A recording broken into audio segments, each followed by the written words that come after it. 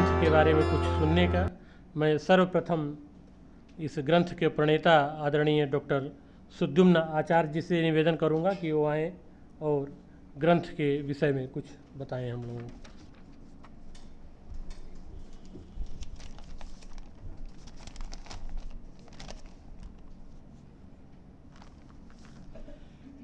Honorable President of Book Release Ceremony, Honorable Pandit Dayanand Mishra ji, who is graciously present to bless all of us, respected Professor Sadashiv Dwivedi ji, as a chief guest on the dais, and respected professors, eminent professors, HODs with various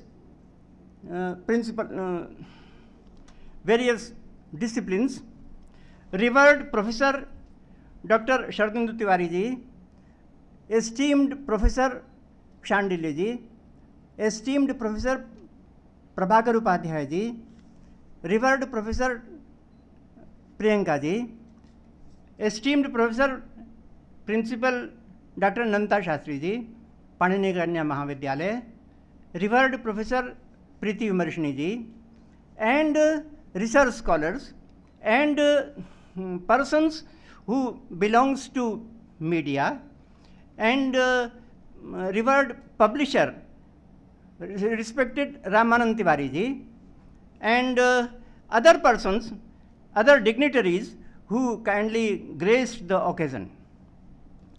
I am pleased so much, and it is the most pleasant moment for me to be with you on this auspicious occasion of book release ceremony.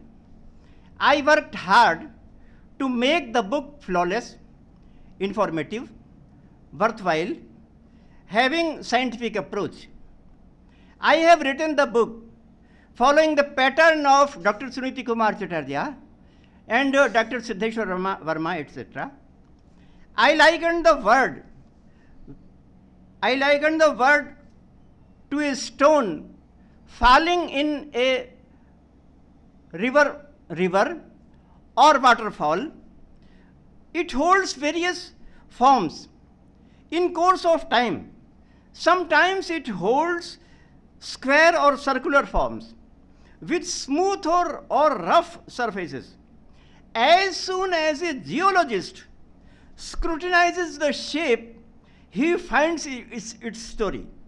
He recognizes what become of this stone in course of time. In very much the same way, a linguist recognizes what become of the word in course of time. What was the original form of the word before it changed to its present form? Nowadays, a powerful tool called comparative linguistics has emerged to identify the most appropriate original form of a present day word and to find out the reason of phonetic and semantic changes. I put up a word as an example to explain the scenario. We have a word stana for female's breast.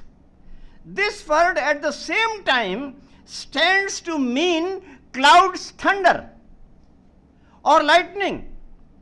We hear the root in Dhatu Patha, Stan Gadi Dev Shabde. Dev Shabda means clouds, thunder.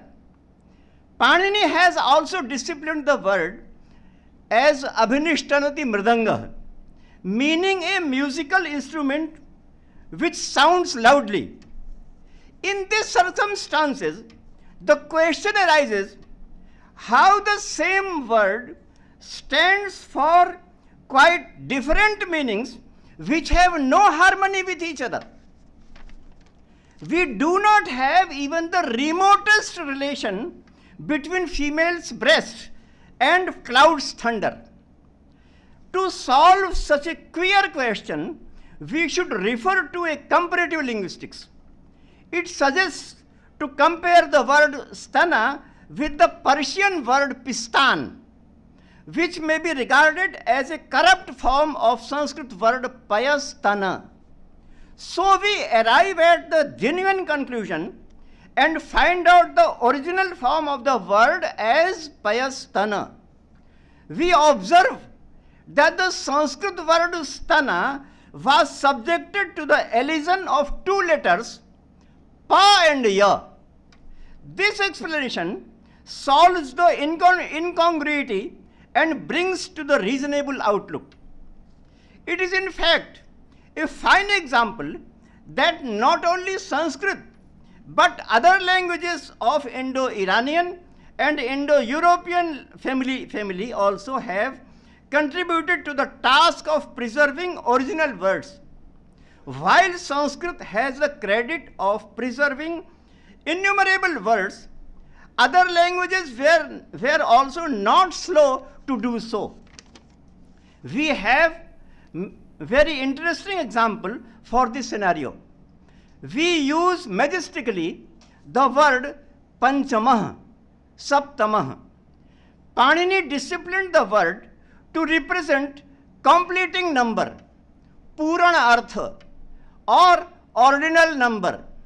In English, we use the word fifth, seventh as the counterpart words of Sanskrit panchamah, saptamah.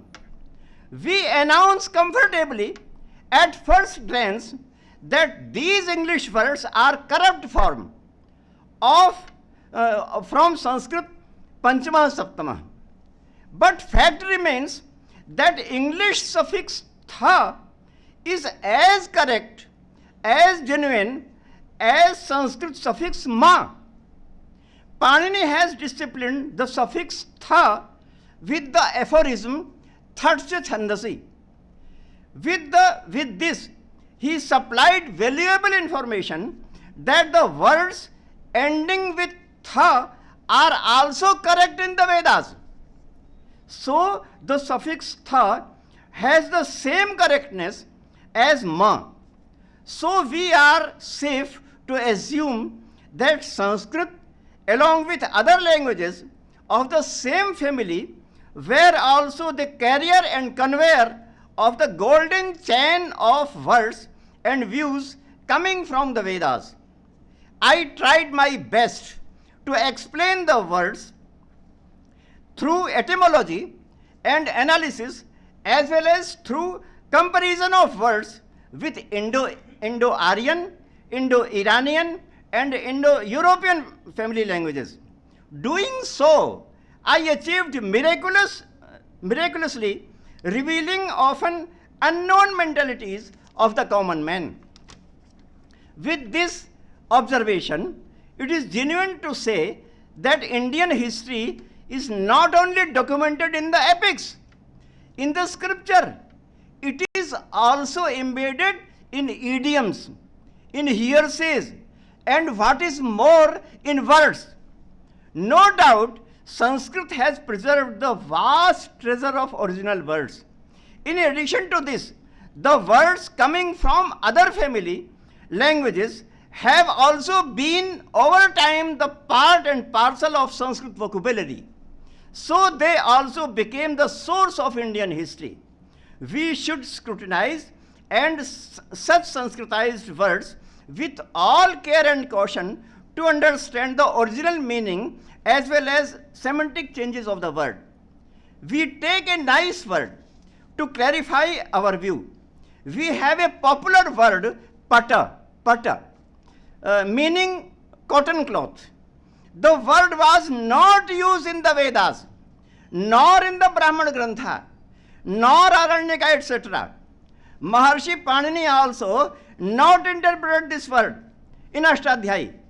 The word pata karpata is enumerated only in Ardharchadi Gana. It is also enumerated in Linganushasana. The root pat cannot be connected with the noun word pata because its meaning has nothing to do with the noun word pata. The meaning of the root, motion, atpat gatau, and sound are not compatible with the word. So we should explore other sources to provide to prove this word. Historians suggest that the cotton cloth and the words Karpata Karpasa came from Austro-Asiatic origin. When the word and this cloth was introduced first, it was not welcomed among aristocracy. Instead, it was looked down upon with crooked eyes. So the common man wearing such clothes were called humorously in Sanskrit as Karpatika, meaning covered with ragged or patched garments, akin to beggar's clothing, whereas the word literally means simply one clad with cotton cloth. However, the common people had no such reservations, so they wholeheartedly embraced the innovation and adopted the full form of the word Karpata in good sense. Hence, the Hindi word Kapada was derived from this Prakrit word Pata rather than from the Sanskrit word Pata. From this Prakrit word Karpata, the Hindi word Kapada was derived from this Prakrit word Karpata rather than from the Sanskrit word Pata. This is a glaring example to show that the word Karpata was employed used in Prakrit community rather than word Pata. Afterwards, the aristocracy also could not keep themselves aloof from this new item in view of its merits. So they adopted the cloth half-heartedly, adopting only half word Pata. It is in fact the best reason why it is not etymologized in Sanskrit grammar. All such interesting views are dealt with in this book.